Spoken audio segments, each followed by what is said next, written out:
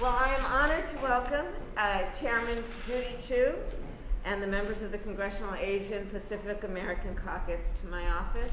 This is the ceremonial office of the Vice President of the United States, and I'm very honored to have these esteemed guests for an important discussion that we are going to have this afternoon.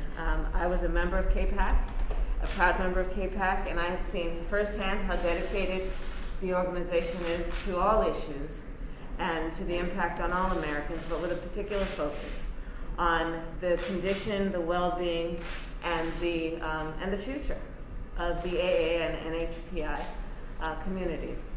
Far too often, I think we all know, at least at this table, the AA and NHPI communities have been overlooked and under-recognized in our nation.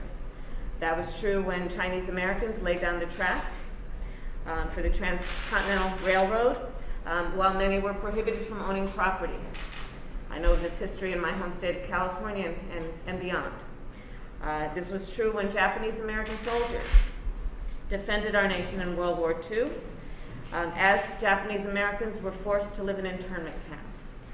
This was true in the early days of the pandemic, when the AA and NHPI frontline workers were saving lives. Yet at the same time, members of the AA and NHPI community were targeted with hate. So there is a lot to do in both reminding all of us of the history of our country, but also acknowledging disparities that continue to exist and injustice where it occurs. And as elected leaders of our nation, we're having this conversation in a way that we can renew our commitment to working on all of these issues and to doing it together. And I want to say to every Asian American, every Native Hawaiian, every Pacific Islander, our administration sees you, cares about you, and you will never be alone. And please don't ever let any situation or circumstance make you feel alone, because we are all in this together.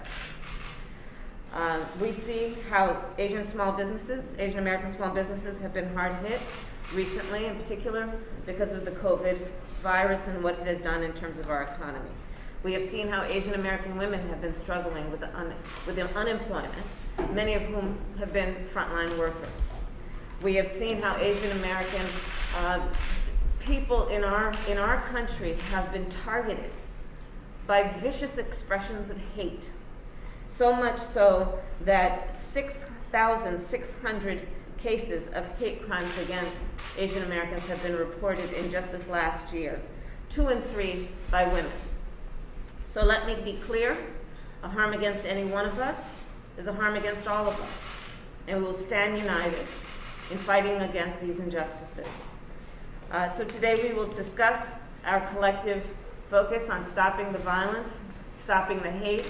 I want to applaud all of the leaders at this table, including our very important and great Senator Mazie Hirono, for the passage of the COVID-19 Hate Crimes Act. The President is prepared to sign it.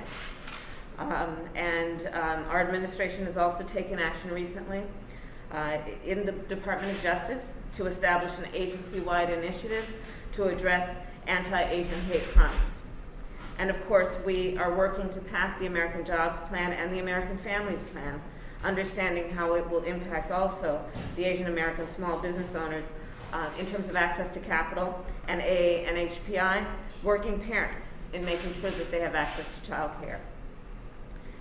So in conclusion, I'll say that there has been a lot of attention, national attention rightly, to the injustices that have targeted our AA and NHPI communities. And this is a moment for all Americans to stand together unified in saying again that a harm against any one of us is a harm against all of us. And we will stand together in support of all communities to protect and to honor who they are. So with that, I thank the press, and we're now going to begin our discussion.